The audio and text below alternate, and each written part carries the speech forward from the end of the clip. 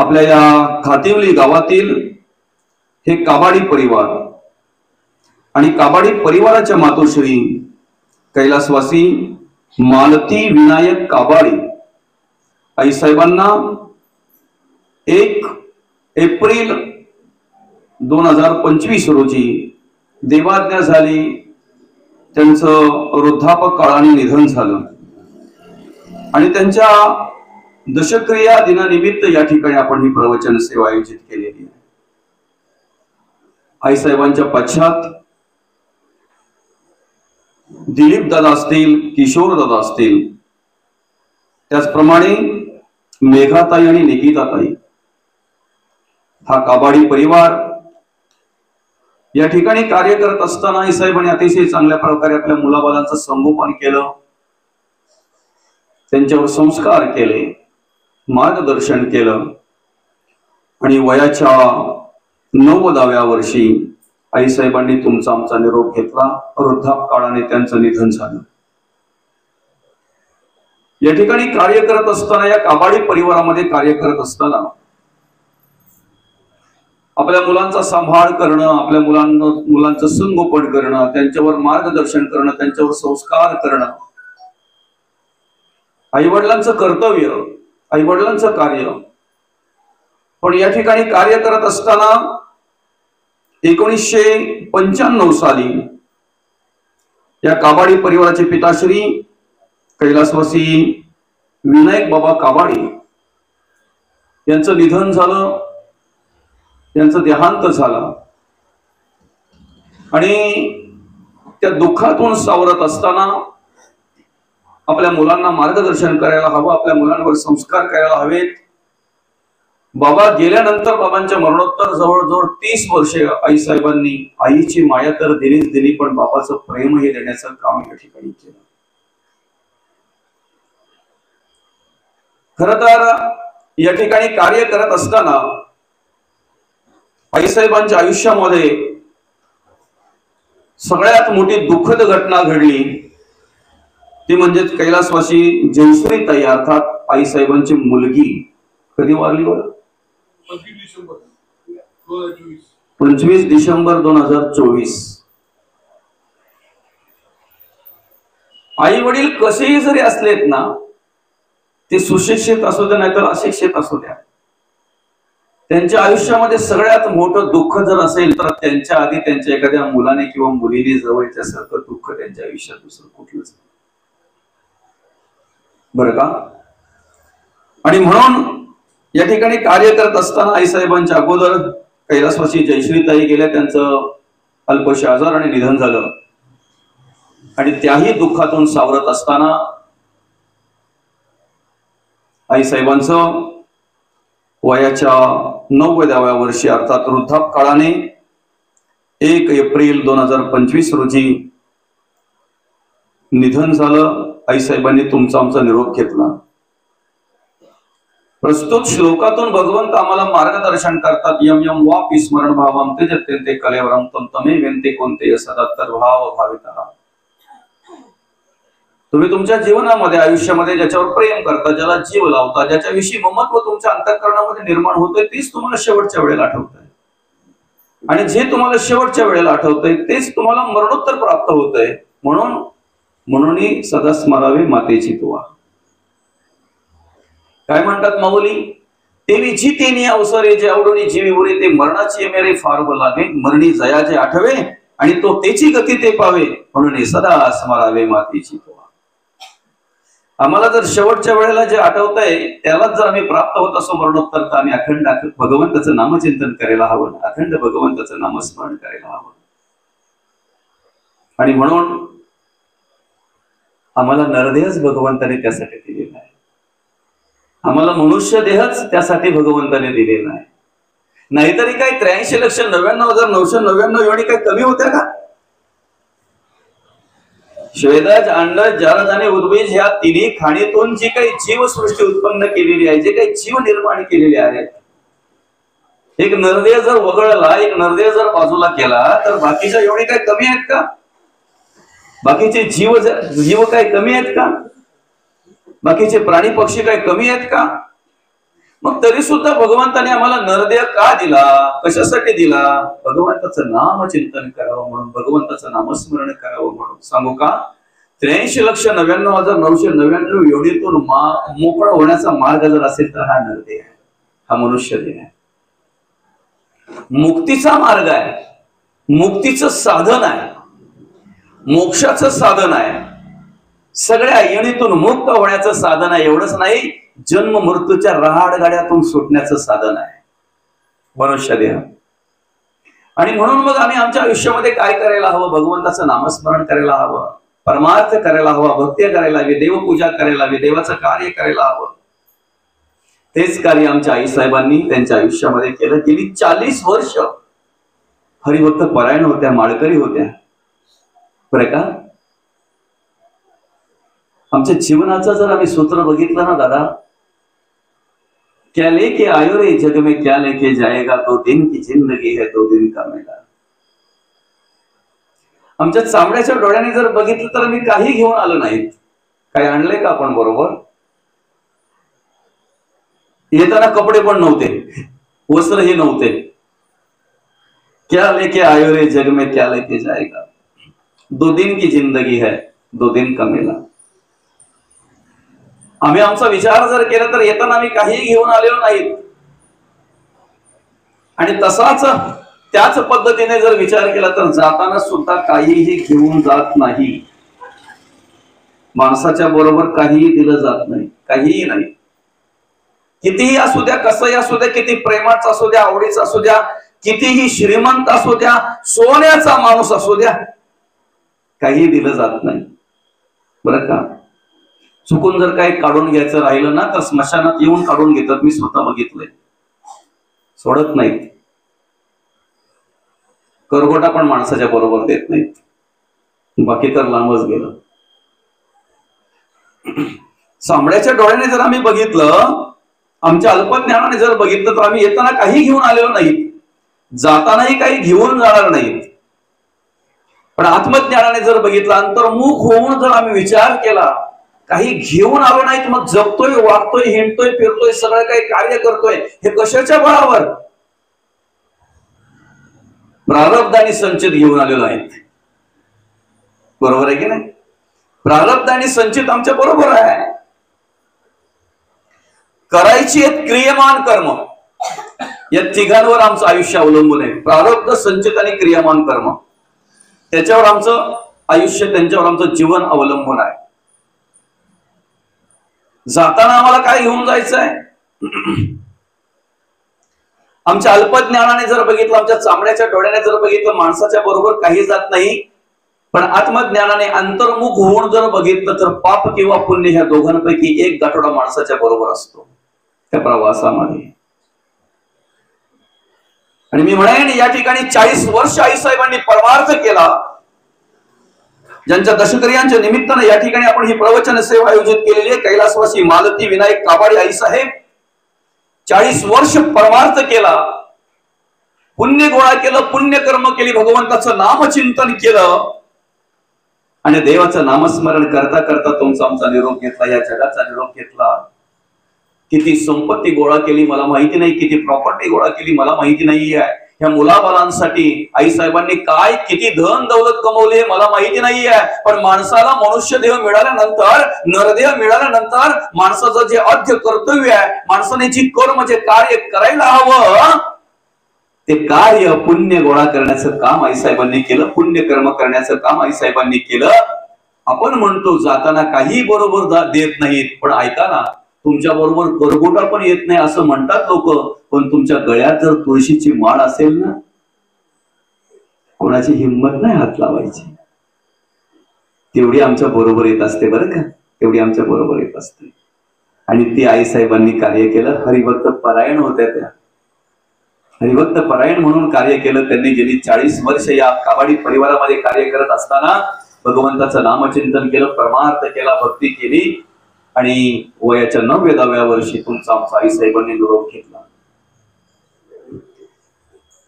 जीवनाचं सूत्रच असं आहे ना की जन्म झालेला आहे, मृत्यू ठरलेला आहे. मृत्यू कोणीही चुकवू शकत नाही. सगळ्या गोष्टींना पर्याय आहे, मृत्यूला पर्याय नाही. बऱ्याचशा गोष्टींना पर्याय आहे ना. आमच्या जीवनाची वाटचाल करत असताना अनेक गोष्टी अशा आहेत की त्याला पर्याय आहे. मृत्यूला पर्याय नाही ना. मृत्यूला पर्याय नाही.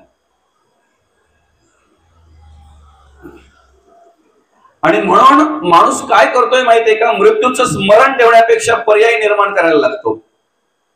काय, मृत्यूची आठवण ठेवण्यापेक्षा मृत्यू येऊच नाही म्हणून धडपडतो. राजा असता मृत्यू आला, लक्ष कोटी कबूल झाला तरी सोडेना तयाला मृत्यू काही. कित्येक आले कित्येक गेले. ऐक सज्जना मनमोहना संपत्ती पाहता कोणाची, जाईल काया जाईल माया उसनी आली पाचांची. अनेक गेले, कौरव गेले, पांडव गेले, काया राहिली कृष्णाची.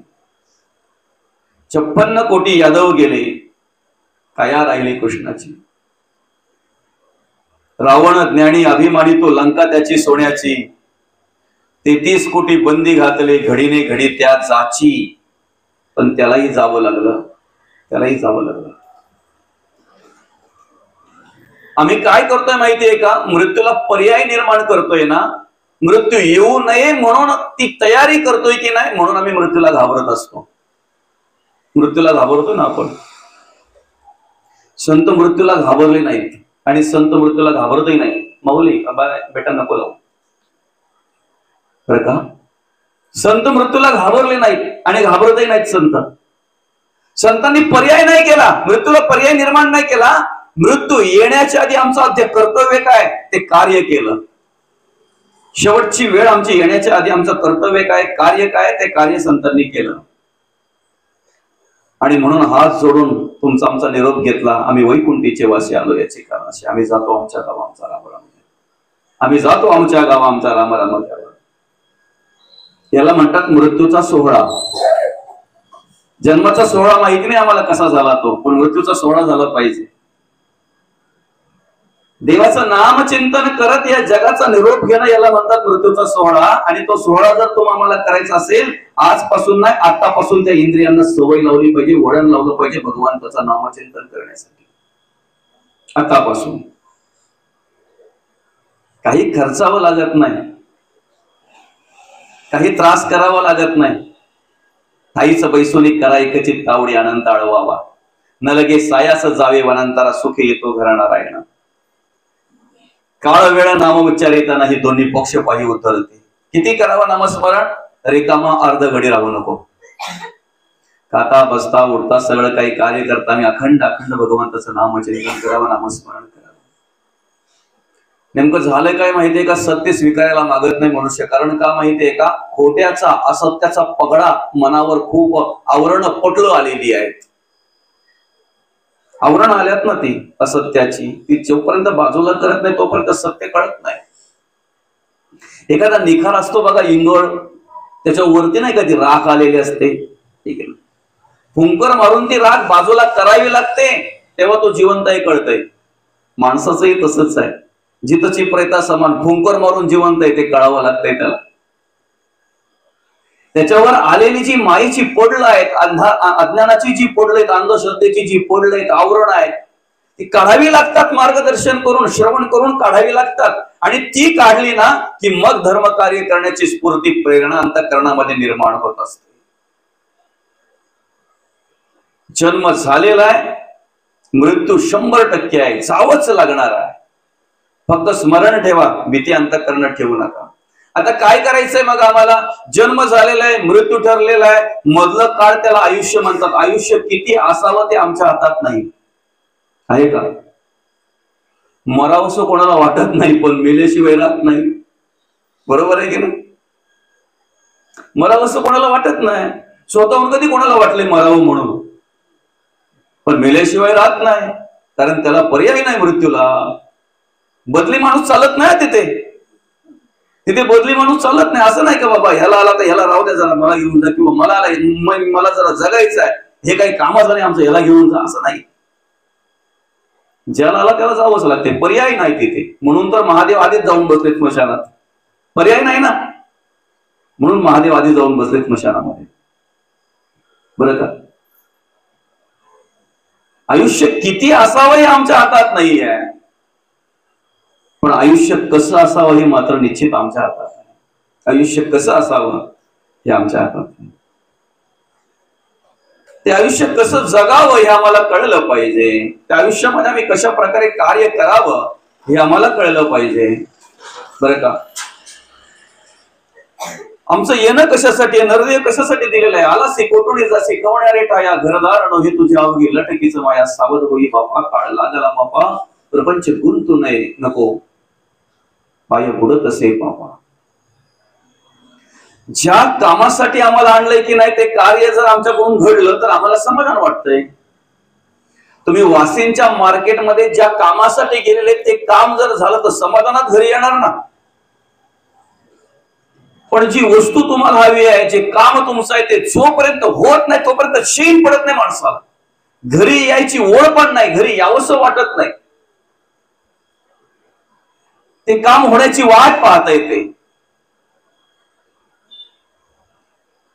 आम्हाला सुद्धा कशासाठी या ठिकाणी भगवंताने पाठविलेला आहे त्याचा विचार करून जर आम्ही ती क्रिया केली, ती कर्म केली, मृत्यूला सहज सहज सामोरे जाऊ आम्ही, सहज. बघा, ज्या कामानिमित्त आम्हाला या ठिकाणी आणले ते काम जर आमच्याकडून झालं ना तर त्या समाधानासारखं समाधानच नाही, त्या सुखासारखं सुखच नाही, त्या सुखाला उपमाच नाही, अनिर्वाच्य. गर्भवासाचं दुःख जर आपण ऐकलं किंवा वाचलं तर आपण काय देवाला हात जोडतो, देवा परत नको रे बाबा येते. बरोबर आहे की नाही. गर्भवासाचं दुःख जर आपण ऐकलं किंवा वाचलं कुठेतरी तर आपल्याला काय वाटतंय, परत नको आहे. मल मूत्र ओक सगळं एका जागी आणि त्याच्याच बाजूला आमची निर्मिती आहे, प्लस त्याच्यातही किती वेदना आहे, किती त्रास आहे, किती त्रास आहे. नवई द्वार बुजल्यानंतर मग ज्या वेळेला त्याला त्रास होतो ना, ते सगळं जेव्हा आम्ही ऐकतोय कधीतरी कीर्तनातून, प्रवचनातून, ते ज्या वेळेला आम्ही एखाद्या ग्रंथामध्ये वाचतोय, एखाद्या पुराणामध्ये, शास्त्रामध्ये ज्या वेळेला वाचतोय ना, त्यावेळेला आम्ही हात जोडून विनंती करत असतो, देवा परत नको हा गर्भवास आम्हाला, परत नको आम्हाला. पण एकीकडे आम्ही जर जगद्गुरु तुकोबांकडे बघितलं ना तर जगद्गुरु तुकोबा पांडुरंग परमात्म्याला प्रार्थना करतात, तुका म्हणे गर्भवासी सुखे घालावे आम्हासी. काय फरक आहे बघा. ज्या पांडुरंग परमात्म्याचं दर्शन आम्हाला घडायचं आहे, ज्या पांडुरंग परमात्म्याचं नामचिंतन आम्ही करायचं आहे, जी परमार्थ आणि भक्ती आम्ही करायची, ती परमार्थ आणि भक्ती जर आमच्याकडून घडत असेल, काय म्हणतात जगद्गुरु तुकोबा, भगवंता पांडुरंग परमात्म्या हे देवा, अरे तुमचं नामस्मरण जर आमच्याकडून घडत असेल ना, तुमची भक्ती, तुमचा परमार्थ जर आमच्याकडून घडत असेल ना, तर ते सुख आम्हाला प्राप्त होत असेल तर गर्भवासाचं दुःख आम्ही जन्मोजन्मी भोगायला तयार आहेत. कारण त्या सुखापुढं गर्भवासाचं दुःख आम्हाला काहीच नाही. काही समजते. देवाचं नामस्मरण, देवाचं नामचिंतन, परमार्थ भक्तीचं जे सुख आहे ना, चिरकाल टिकणार, अविनाश, निरंतर टिकणार, कधीही न संपणार. काय म्हणतात जगद्गुरु तुकोबा, ते सुख जर आम्हाला प्राप्त होत असेल ना, ते समाधान जर आम्हाला प्राप्त होत असेल ना, तर गर्भवासाचं दुःख आम्ही किती वेळेला भोगायला तयार आहे. तुका म्हणे गर्भवासी सुखे घालावे आम्हासी. जन्म झालेला आहे, इथे बसलेल्यांपैकी जवळजवळ सर्वांनाच जन्मतारखा माहिती असते. बरोबर आहे की नाही. काहींना खऱ्या, काहींना खोट्या, पण माहिती असते. कारण जन्मतारखेशिवाय आमचा आधार कार्ड बनलाच नाही ना. बरोबर आहे. कसं आधार कार्डला जन्मतारीख पण काहीतरी कंपल्सरी केली होती ना. बरोबर आहे की नाही. काहींना खऱ्या, काहींना खोट्या, पण जन्मतारखा माहिती आहे. मृत्यूची तारीख बरं कोणाला माहिती आहे, खरी किंवा खोटी, कोणाला माहिती आहे. मृत्यूची तारीख कोणाला माहिती आहे. मृत्यू कधी आहे सांगता येईल का. मृत्यू कसा येईल तो सांगता येईल का. मृत्यू कुठे येईल तो सांगता येईल का. मग पर्याय निर्माण करण्यापेक्षा येण्याच्या आधी तयारी ठेवा ना. पर्याय निर्माण करण्यापेक्षा येण्याच्या आधी आमचं आद्य कर्तव्य काय, तयारी ठेवा. जेव्हा येईल ना तेव्हा पांडुरंग परमात्म्याचं नामस्मरण करत आम्ही या जगाचा निरोप घेऊ. त्यासाठीच हा 8 तास आहे. मृत्यू समजतो ना, समजत नाही असं नाही काही, पण त्या स्थितीपर्यंत जावं लागतंय, नाही का बाबा? मृत्यू समजत नाही का? जन्मजय राजा आणि वंशपायन यांचा संवाद आहे. जन्मजय राजा वंशपायनला विचारतात, साधू पुरुषाला काही काळ आधी मृत्यू कळतो, खरं आहे का? वंशपायन म्हणतात, हो खरं आहे, पण साधू पुरुषाला. हे महत्वाचं आहे. साधू कोणाला म्हणावं? जे का रंजले गांजले त्यासी म्हणे जो आपुले तोची साधू ओळखावा देव तेथीची जाणावा. श्रीमंताला जेवढं महत्व देतो ना तेवढंच जो गरीबाला महत्व देतो त्याला साधू म्हणावं.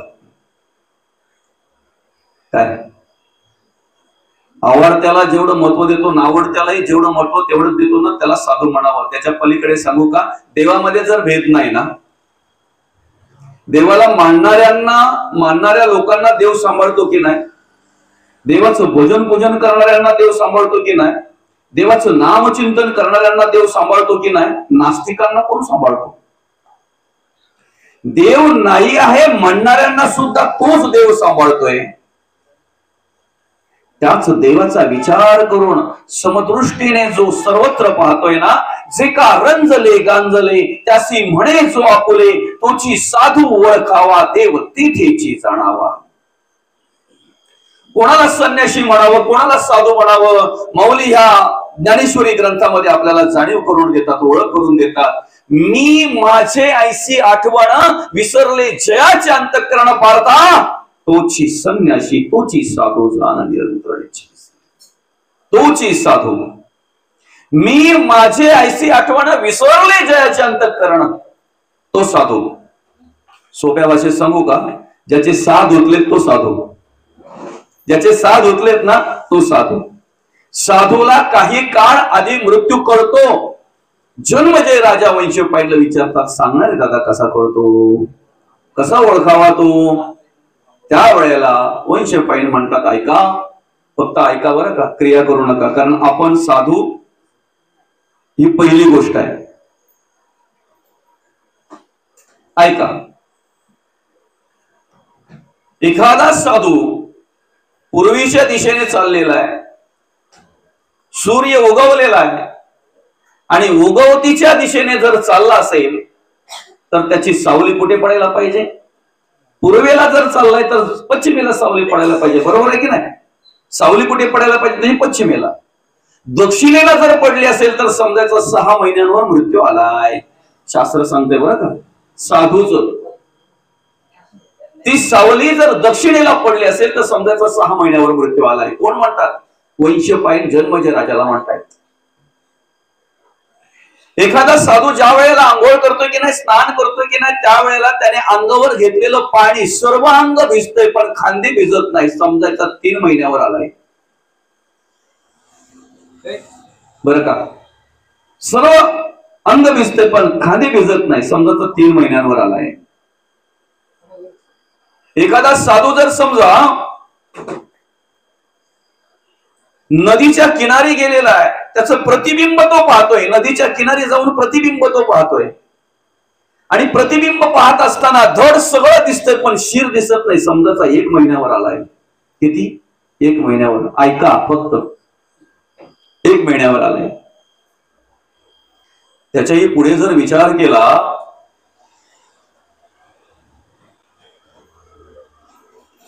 कानामध्ये घालून या बोट नाद तो ऐकावा, न ऐकता जाणावा 9 दिवस. अगदी 9 दिवसापर्यंत आणलं बघा, 6 महिन्यापासून 9 दिवसापर्यंत आणलं. कानामध्ये जेव्हा आम्ही बोट घालतोय की ना तेव्हा आपलाच नाद आपल्याला ऐकायला येतोय. तो यायचा बंद झाला का समजायचा 9 दिवसावर मृत्यू आलाय. बरं का? चक्री घालून या बोट, डोळे घालून या बोट चक्र ते पहावे. डोळ्यामध्ये आम्ही बोट घातल्यानंतर अर्थात असे डोळे चोळल्यानंतर सूर्याकडे जर बघितलं, सूर्याच्या तेजाकडे जर बघितलं तर काय दिसतंय बरं? चक्र चक्र दिसतात ना असे. न दिसता जाणावे 5 दिवस. वयांच्या गाठी न दिसता नयनी 3 दिवस. ऐका ना पुढे काय म्हणतायत. नासागरीचे अग्र न देखता नयनी म्हणा तेची दिनी रामकृष्ण हरी. नाकाचा शेंडा आमच्या डोळ्याने दिसतोय, ज्या दिवशी दिसणार नाही ना त्या दिवशी रामकृष्ण हरी म्हणायला हरकत नाही. फक्त ऐका, क्रिया आपण करायची नाही. आपण काय क्रिया करायची. यम यम वापी स्मरण भावम त्यजत्यन्ते कलेवरम तम तमे वेंती कोणते सदा तद्भाव भावितः. आम्ही काय क्रिया करावी. ती जीतेनी अवसरे जे आवडूनी जीवी उरे ते मरणाची मेरे फागो लागे. मरणी सया जे आठवे तो तेची गती ते पावे. म्हणून सदा स्मरावे मातीची तुवा. आम्ही आमची सावली पाहू नये, आम्ही आमचे खांदे पाहू नये, आम्ही आमचं प्रतिबिंब पाहू नये, नवे नवे आम्ही आमचा नाद ऐकू नये, आम्ही आमचे चक्र पाहू नयेत, आम्ही आमच्या भुवयांच्या गाठी पाहू नये. त्याच्या पलीकडे सांगतो आम्ही आमच्या नाकाचा शेंडाही पाहू नये. मग आम्ही काय करावं. ज्या वेळेला आम्हाला स्मरण होईल ना त्यावेळेला भगवंताचं नामचिंतन करावं. त्याच्यासाठी हा तास आहे. ज्या वेळेला स्मरण होईल त्यावेळेला भगवंताचं नामचिंतन करावं. कारण कलियुगी उद्धार हरीच्या नामे. कलियुगामध्ये जर आम्हाला उद्धार करून घ्यायचा असेल ना तर हरीच्या नावामध्येच उद्धार आहे, देवाच्या नामामध्येच उद्धार आहे. बरं का. सत्ययुगामध्ये ध्यानाला महत्व होतं. ध्यान ही साधना होती सत्ययुगामध्ये. युग बदललं का साधनाही बदलते. बरं का. कारण माणसाचे कर्म बदलतात. पंचभूत नाही बदलत, बाकीच्या गोष्टी नाही बदलत. त्यावेळेला पण आंब्याला आंब्याची यायची, चिकूला चिकूची यायचे. त्यावेळेला सुद्धा सत्ययुगातलं कार्य जर आजही आम्हाला पृथ्वीवर कुठे पाहायला मिळत असेल तर पृथ्वी तीच आहे म्हणायला हरकत नाही ना. सत्ययुगामध्ये 100% पुण्य होत असं म्हणतात, म्हणून त्याचं नावच होतं सत्ययुग. सत्ययुग 17,28,000 वर्ष आयुष्य सत्ययुगाचं. 17,28,000 वर्ष सत्ययुगाचं आयुष्य आहे. त्रेतायुगामध्ये 25% पाप आला आणि त्या पापाचं क्षालन व्हावं म्हणून होम हवन आणि यज्ञ यागाला किंमत होती. त्यावेळेला साधना होती ती होम हवन आणि यज्ञ याग. थोडस पाप आल्यामुळे त्याचं आयुष्य कमी केलं, 12,96,000 वर आणलं. 4,32,000 कमी केलं त्याचं, 12,96,000 वर आणलं त्याचं आयुष्य.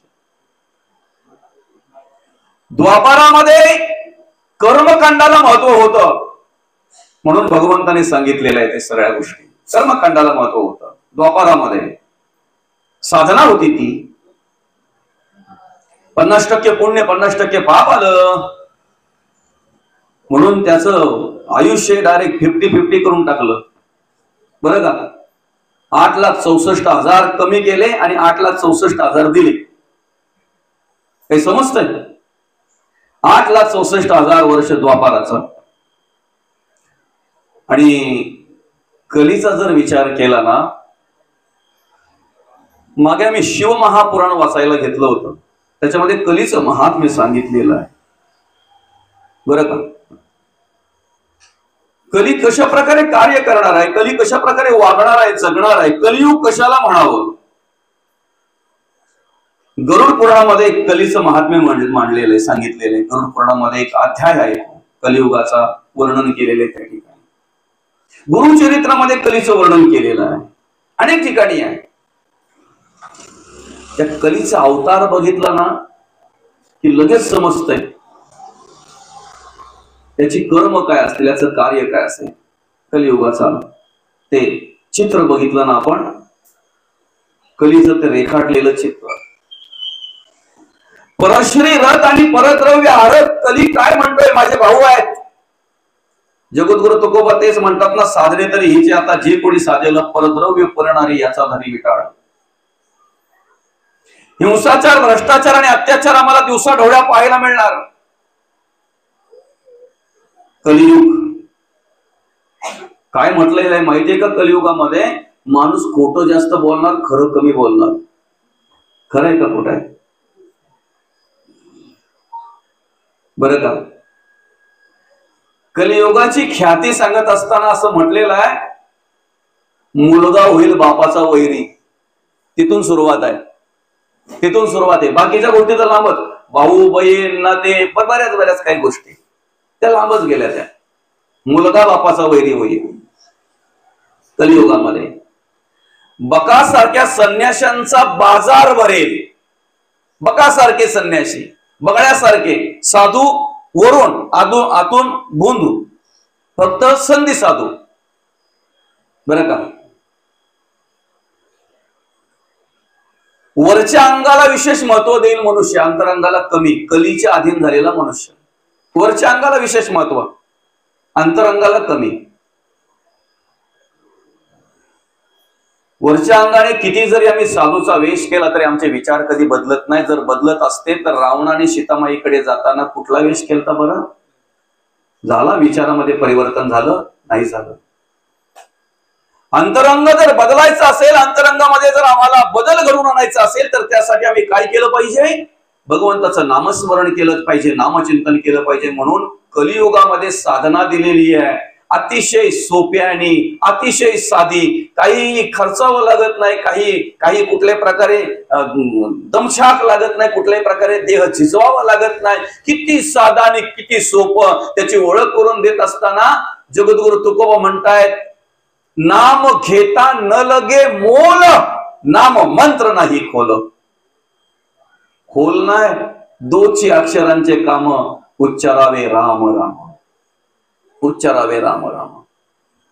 परिवर्तन झालं पाहिजे, परिवर्तन व्हावं असं जर वाटत असेल ना तर त्यासाठी एकमेव साधना या कलियुगामध्ये हरिमुखे म्हणा, हरिमुखे म्हणा, पुण्याची गणना कोण करेल, पुण्याची गणना कोण करेल. पण त्यासाठी आम्ही वाईट कर्माचा, वाईट गुणांचा त्याग केला पाहिजे ना. काय ऑलरेडी अर्धा डबा आमचा साखरेमध्ये भरलेला आहे. घरात गोडे तेल आणलं, आता ते गोडे तेल ठेवायला आम्हाला जागा नाही म्हणून साखरेच्या वरती ठेवून चालेल का? कुठून? चला गोडे तेल संपला का मग साखर काढून घेऊ ना आपण. जमेल का? नाही जमणार. तो डबा आधी खाली करावा लागणार आहे, घासावा लागणार आहे, पुसावा लागणार आहे, मग त्याच्यामध्ये गोडे तेल ठेवायला लागणार आहे, मिळणार आहे. बरं का, आमच्या घरामध्ये आहेत ना आता काही महिला, ज्या जुन्या महिला आहेत की नाही, वयस्कर बाबा, बरं का, त्या पहाटे उठतात. मी वयस्कर महिलांविषयी बोलतो बरं का. पहाटे उठतात त्या, आणि एकदा पहाटे उठलं, स्वतःचं सगळं व्यवस्थित आवरलं ना की पहिले घरातील सगळा केर काढतात. त्या घर झाडून काढतात. कारण त्यांचं म्हणणं काय माहितीये का, घरामध्ये कचरा ठेवणं म्हणजे अवदसा ठेवणं. खरंय की खोटं आहे? बरोबर ना. घरात कचरा ठेवणं म्हणजे अवदसा ठेवणं. आमचं घर सुशोभित व्हावं, आमचं घर सुंदर दिसावं, आम्हाला त्या घरामध्ये समाधान मिळावं म्हणून आम्ही घर स्वच्छ ठेवतो. बरोबर आहे की नाही? जेवढा आम्ही घरातल्या कचऱ्याचा विचार करतो ना, तेवढा जर मनातल्या कचऱ्याचा विचार केला, अंतःकरणातल्या कचऱ्याचा विचार केला ना, तर आमचं जीवन सुंदर झाल्याशिवाय राहणार नाही. आमचं आयुष्य सुंदर झाल्याशिवाय राहणार नाही. नेमकं आमचं काय चुकतंय माहितीये का? आमच्या घरातल्या कचरा काढण्याची काळजी आम्ही घेतो, पण मनातल्या कचऱ्याचा विचार कधीच करत नाही ना. जे आमचं जीवन बर्बाद करतंय, जे आमचं आयुष्य बर्बाद करतंय, त्याचा विचार आम्ही कधीच करत नाही. घरातला कचरा काढता काढता मनातलाही कचरा काढता आला पाहिजे, अंतःकरणातलाही कचरा काढता आला पाहिजे. आणि तो जर निघून गेला ना तर परिवर्तन व्हायला वेळ लागणार नाही, देवाची कृपा व्हायला वेळ लागणार नाही. साधं उदाहरण आहे, आपल्या घरात जर एखादा विंचू आला, आपण किती प्रेमाने हात फिरवू नाही त्याच्यावर, किती सुंदर दिसतोय, मस्त दिसतोय, काय रंग आहे. डोळ्यात दिसल्याबरोबर पहिले काहीतरी आणा, ठेवू नका याला. कारण माहिती आहे जर कोणाचा स्पर्श झाला तर त्याचा धर्म तो करणार. दंश करण्याचा धर्म आहे त्याचा, तो करणार. विष चढेल, वेदना होतील. बरं का, विषारी विंचू आम्ही घरात ठेवत नाही. साप जर दिसला घरात तर साप घरात ना घरातली बाहेर. खरं आहे गोड्या, साप घरात. अभिमानात आम्ही ओळख करून देतो, हे घर आमचं आहे, माझं घर आहे, हा आमचं घर आहे. पण कधीतरी त्या घरामध्ये साप आला ना बाबा, घरातली बाहेर ना सापात. मग कळतंय घर कोणाचं आहे. आहे की नाही? विषारी साप आम्ही घरात आणत नाही, घरात ठेवत नाही, बरं का. त्याच्याही पलीकडे जाऊन आपण एक विचार करू. चला, घरामध्ये आम्ही कचरा ठेवत नाही, घरामध्ये आम्ही विषारी साप ठेवत नाही, विंचू ठेवत नाही, बरं का. अजून काय ज्याचा आम्हाला त्रास आहे ते आम्ही ठेवत नाही. डास येऊ नयेत म्हणून आम्ही डासांची अगरबत्ती लावतो. काहींच्या घरात देवाची अगरबत्ती लागत नाही पण डासांची लागते. मी स्वतः बघितलेलं आहे. घरात दिवा नाही, दाखवतोय चला तुम्हाला. देवाला नाही अगरबत्ती लावत ते, डासांना अगरबत्ती. काय आहे ना, तुम्ही पण बघितलं असेल. डास आम्ही ठेवत नाही. ढेकूण, पूर्वी ढेकूण असायचे, आहे की नाही? ढेकून ठेवत नाही. ते असे उकळलेलं पाणी त्याच्यावर ओतायचे नाही. पहिले ते बाजा असायचा ना बाबा, नाही का, लाकडी बाजा, ओलिया. आणि मग त्या उकळलेलं पाणी त्या बाजेवर ओतायचं, खाटेवर. मग त्यातले ते ढेकून असेल ते निघायचे. काय त्यांना आरती करायचे का निघाल्यानंतर?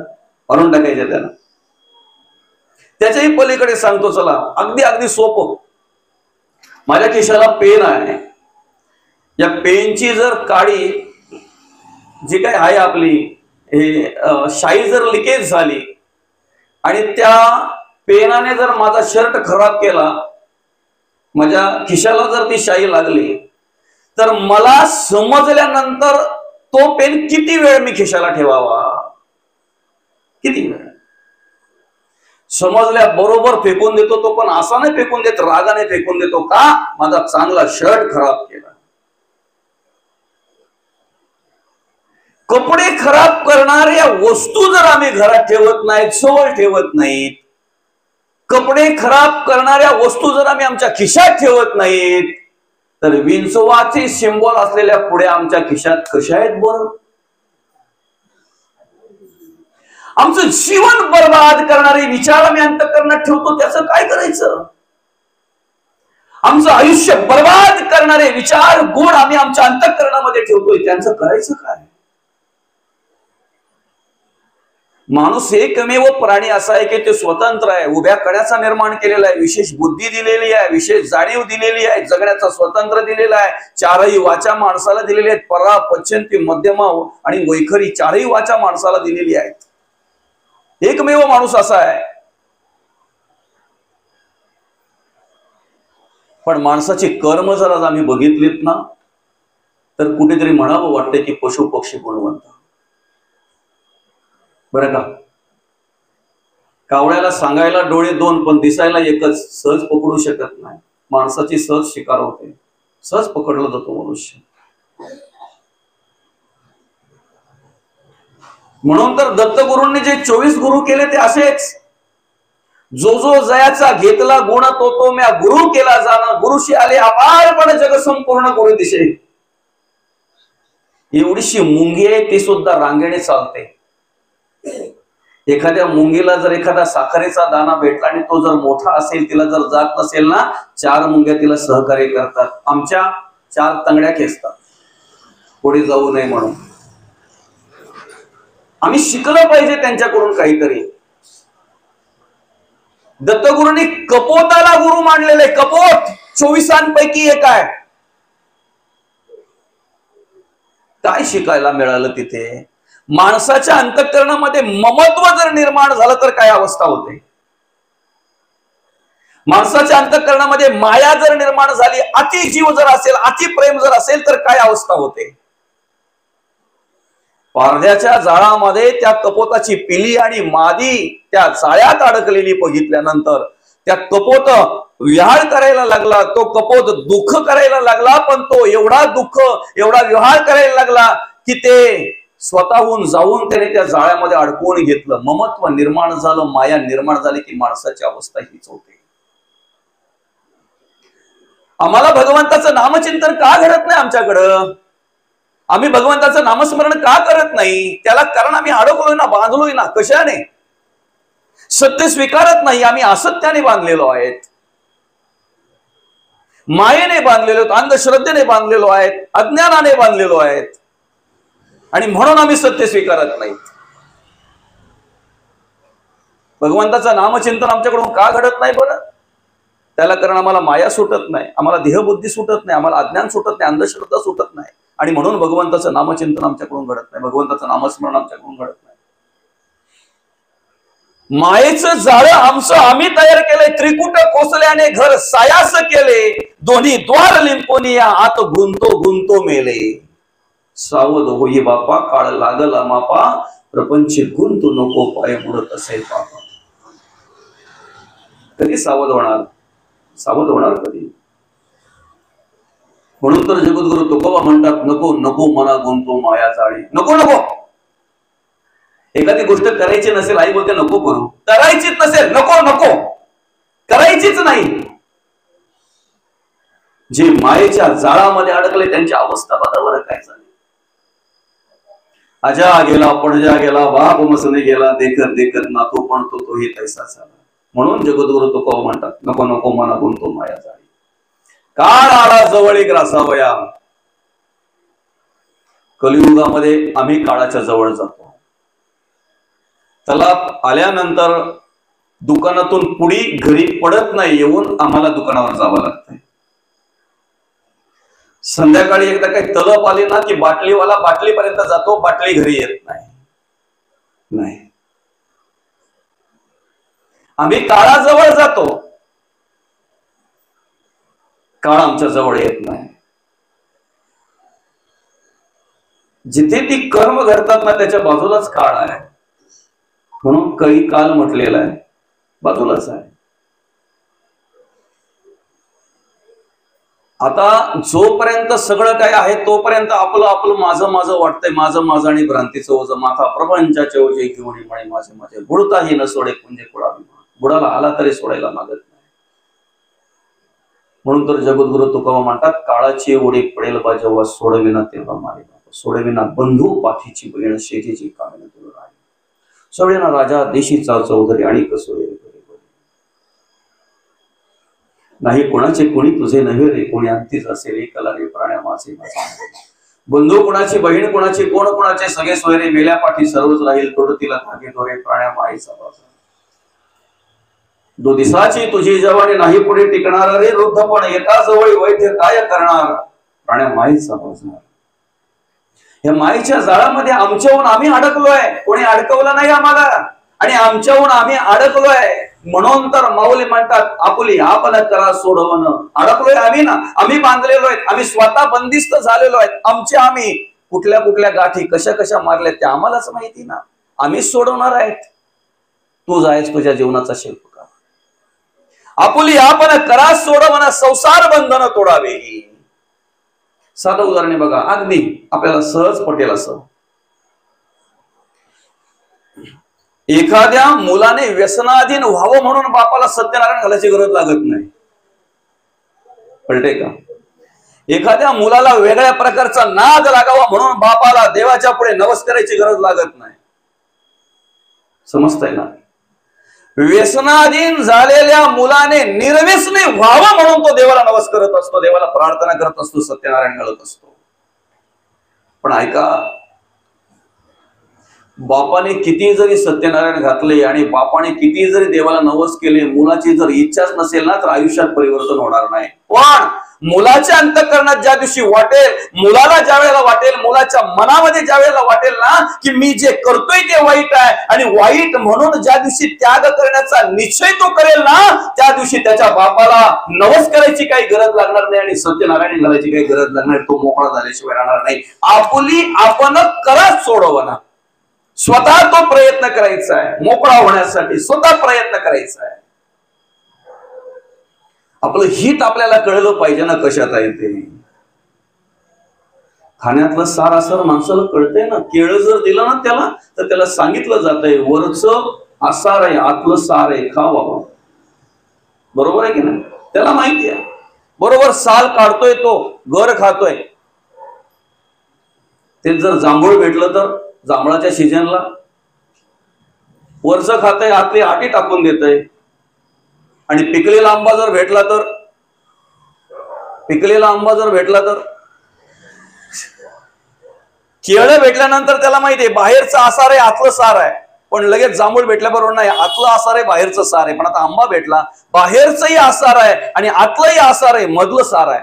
आता पेढा भेटला, सगळ्याच्या सगळा ओढतो तो, बघत नाही सार काय आसार काय. खाण्यातलं जसं माणसाला कळतंय तसं कर्मातलंही कळायला हवं ना. कर्मच परमार्थ घडवतात. कर्माला, भक्तीला सुरुवात कर्मापासून होते, परमार्थाला सुरुवात कर्मापासून होते. आणि ती कर्म उत्तमाची घडावीत, चांगल्या प्रकारे जगावं वागावं असं जर वाटत असेल तर त्यासाठी कलियुगामध्ये उद्धार करून घेण्याचा एकमेव उपाय आहे कलियुगी उद्धार हरीच्या नामे. कोणत्याही प्रकारची वासना असू द्या, कोणत्याही प्रकारचं व्यसन असू द्या, कोणत्याही प्रकारचा नाद असू द्या, कोणत्याही प्रकारचा वाईट विचार असू द्या, मुक्त व्हायचंय, मोकळं व्हायचंय ना. फक्त घडलेल्या कर्माचा पश्चाताप अंतःकरणामध्ये झाला पाहिजे. जोपर्यंत पश्चाताप होत नाही ना तोपर्यंत परिवर्तन होणार नाही, परिवर्तन होणार नाही. बरं का.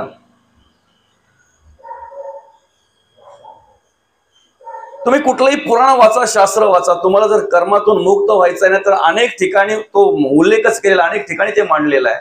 पश्चाताप, केलेल्या कर्माचा पश्चाताप. शेजाऱ्यांना सांगायचंच नाही आपण काय केलं ते, घरातल्यांना सांगायचं नाही, पण देवा सांगू सुख दुःख. जे काही केलं असेल ना ते देवाला सांगितलं पाहिजे, देवाच्या पुढे मांडलं पाहिजे, सांगितलं पाहिजे, मान्य केलं पाहिजे. अशी अशी कर्म माझ्याकडून घडली. वाल्या कोल्याला आतापर्यंत कमी भेटले का? तुमच्या आमच्या सारखे अनेक भेटले ना. पण प्रत्येक जण काय करायचं माहितीये का? जीव वाचवण्याचा प्रयत्न करायचा. थोडं तुमच्याकडे सरकवा याला, असं असं फिरवा जरा. जीव वाचवण्याचा प्रयत्न करायचा. हा बस, ओके. बरं का. प्रत्येक जण काय करायचं माहितीये का? आपल्याकडे असलेलं द्रव्य कसं वाचेल यासाठी प्रयत्न करायचा. पण द्रव्यासाठीच तो मारायचा ना, द्रव्यासाठीच तो वाकसरूंना लोबाडायचा की नाही, त्याच्यावरच त्याचा उदरनिर्वाह होता. नारद मुनींच्या रूपामध्ये ज्या वेळेला सत्संग झाला त्यावेळेला नारद मुनींनी विचारलं काय चाललं हे. म्हणे काय नाही, माझा नित्य नेमाचा काम आहे, माझा धंदाच तो आहे. काय माझं कामच ते आहे. वाट सरूंना लुबाडायचं, जे काय असेल ते काढून घ्यायचं, त्याच्यावर उदरनिर्वाह करायचा. हे 7 रांजण भरले. किती वाल्याकोळीने किती रांजण भरले होते? गोष्टी ऐकून ऐकून आमच्या पाठ झालाय, पण आम्ही कधी विचार केला नाही का माझं रांजण किती भरलं. काय फरक आहे बघा त्याच्या कर्मात आणि आमच्या कर्मात, त्याच्या जगण्यात वागण्यात आणि आमच्या जगण्या वागण्यात काय फरक आहे बघा. तो पुरावे ठेवत होता. आजचा माणूस काय करतोय माहितीये का? कर्म करण्याच्या आधी पुरावा नष्ट कसा होईल याचा विचार करून कर्म करत असतो. पुरावा नष्ट करण्याचा विचार पहिला करत असतो तो, कसा करायचा पुरावा नष्ट, आणि मग तो कर्म करत असतो. त्याचे 7 रांजण भरले होते, आमचे 7 ओसंडून चाललेत. 2, 4, 6, 7 ओसंडून चाललेत. आणि मग त्याला सांगितलं बाबा काय हवं आहे? म्हणे काय नाही, तुमच्याकडे काय असेल ते द्या. बाकी तुमचा माझा काही संबंध नाही, विषय नाही, तुम्ही तुमच्या मार्गाला जाऊ शकता. त्याच्याशी संबंध तुमच्याकडे असेल ते काय द्या. तर नारद मुनींकडे काय काढला विणा टाकणार त्याच्या गळ्यात, तेवढ्यात बाजूला झालं. हे काय घेऊन करू बोलतो मी, हे माझ्या काय कामाचं आहे? विणा घेऊन मी काय करू? पण वासींच्या बाजारामध्ये गेल्यावर पण त्याला कोणी घेतलं पाहिजे. आणि सोबत्याच्या वेळेला परिस्थिती अशी की आम्हाला कोंडीला लटकून ठेवायला लागतो काही वेळेला. मग मी खरंय की कुठं आहे बाबा, खरं आहे ना,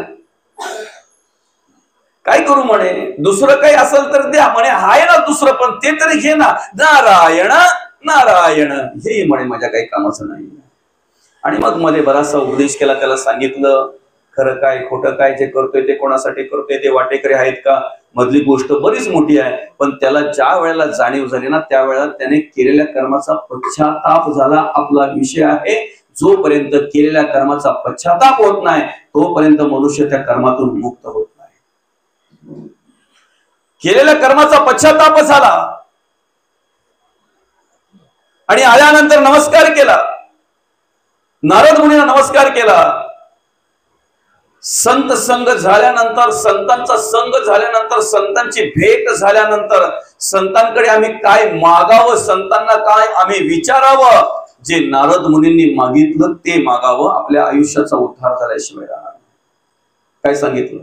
आता माझ्या उद्धाराचा मार्ग सांगा. बरंच काही केलं, बऱ्याचशा गोष्टी ऐकल्या, बऱ्याचशा काही गोष्टी मी केल्या आतापर्यंत, मला बाकी काही माहिती नाहीये, आता उद्धाराचा मार्ग सांगा. आणि मग सांगितलं, आताच नाही, 4 युगे ह्याच नामाने उद्धार झालेले. काय आता फक्त तू काय कर, राम नामाचा जप